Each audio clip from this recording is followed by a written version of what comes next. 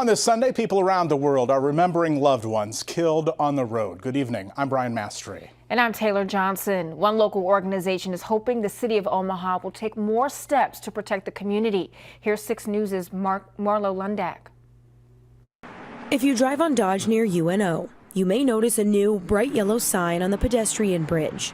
It's placed just a block from the intersection where a pregnant woman was hit and killed while crossing the road in September. We're trying to put a spotlight on our road traffic victims in Omaha.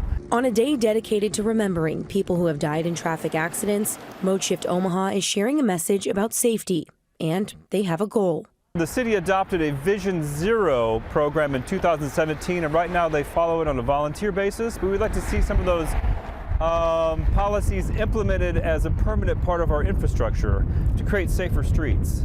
Matt Wayne with Mode Shift says this year, Omaha is at a 7-year high for pedestrian deaths with 10.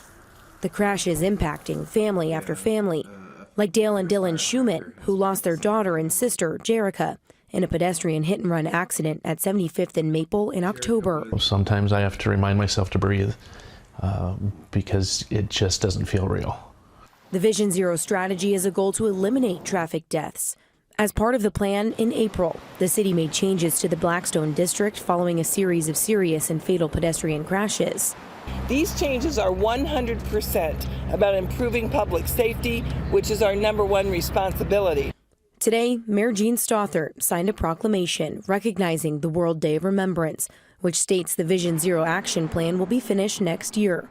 Matt Wayne says he hopes to see that happen. Holding the city accountable for their Vision Zero program is important. It's about setting policy for safety over speed, because speed is the leading indicator of if someone gets severely injured or killed in a crash.